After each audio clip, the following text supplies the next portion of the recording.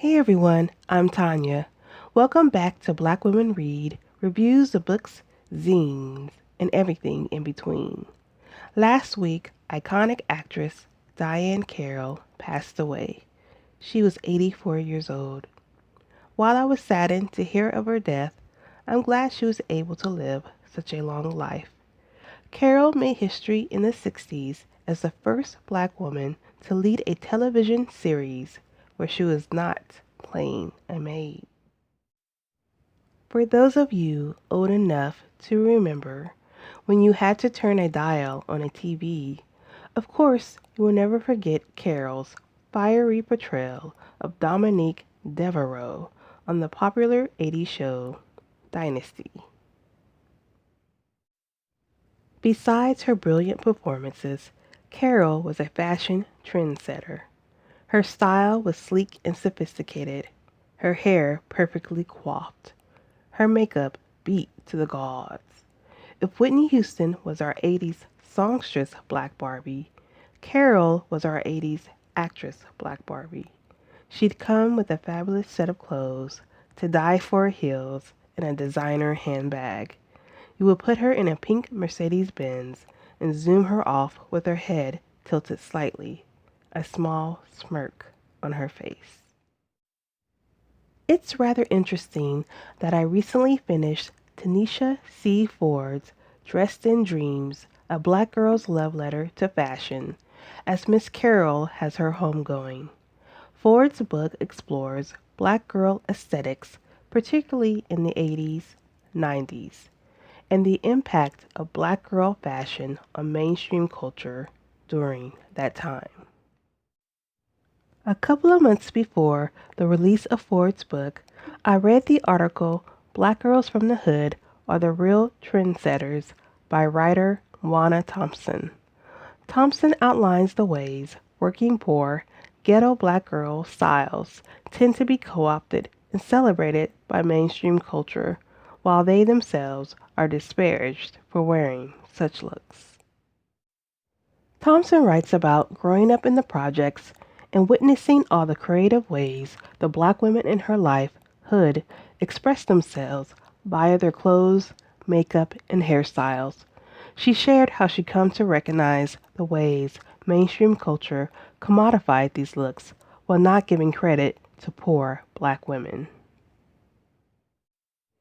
Thompson notes nameplate jewelry, nail art, and colorful synthetic wigs has cemented itself into pop culture without our identities being portrayed positively and certainly without reparations.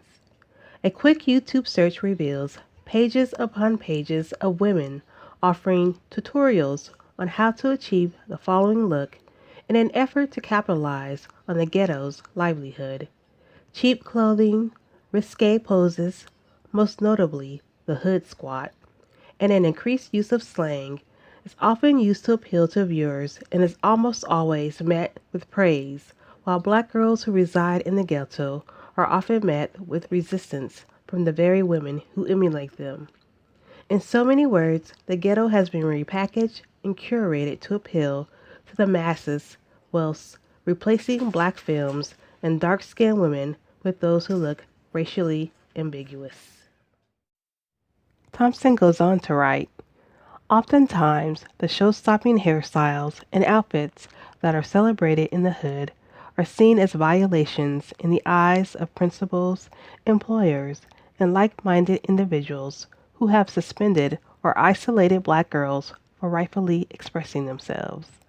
On the flip side, it is seen as editorial or high fashion and renamed something more palatable when women from privileged backgrounds get a hold of them.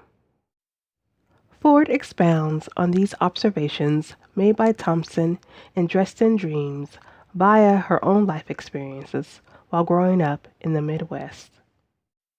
In each chapter, Ford details a specific fashion that played a significant role as she was finding herself as a young woman.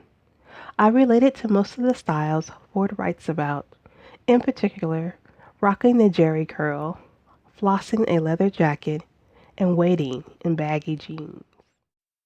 I found myself cracking up several times during Ford's book as I went down my own memory lane. I connected to her story of thinking the answer to the greasy jerry curl was the wave nouveau. I could almost smell the chemicals creeping up my nose. The wave nouveau was deemed a better alternative to the jerry curl because one would not have to use as much activator on it. It was considered a shake and go style. Ford, like myself, soon found out that wasn't true. And the hope of hair freedom that was the goal of many black girls at the time would not be found in the wave nouveau. In this passage, Ford details returning to the fourth grade with her new hairdo and how it let her down. She writes, "But by the time we hit afternoon recess, my hair had grown weary of the battle. My activator quit on me. My wet and wavy look was now parched and poofy. And here was the real horror of the thing. I had no activator with me. And then, ooh, your curl is dry," in a voice like a whisper, as if to simulate a parched throat. That was it. They had me. I was surrounded by black boys from all four of the fourth grade classes in an uproar of laughter. Jerry Carroll, but where's the juice?" In the chapter on leather jackets, Ford talks about her first time going to Wilson's leather store. It reminded me of the days when me and my best friend shopped at Wilson's. When I think about it, how in the world was I affording leather coats? I'm guessing my parents gave me money? But it was important to have at least one leather jacket in your closet back in the 90s. Ford writes about the day her mother let her get her own leather jacket. I browsed, rack by rack, feeling and inhaling the rainbow of leather dreams. Finally, I found the one. It had a navy leather body with orange leather sleeves and a white leather hood. The lining was navy and white stripes. A zipper went down the front, and the bottom was wide. It was super sporty, modeled after a windbreaker jacket. Mom's generation had made colored leather a thing in the early 80s. By the late 80s and early 90s, my hip-hop generation was making multicolored leather a thing. As Ford highlights in her book, the tomboy look was popular with black girls during this time. In order to pull off this style, it was important to have a couple of pair of baggy jeans. I remember wearing huge jeans with a polka dot shirt. Rock the polka dots. Shout out to Kwame.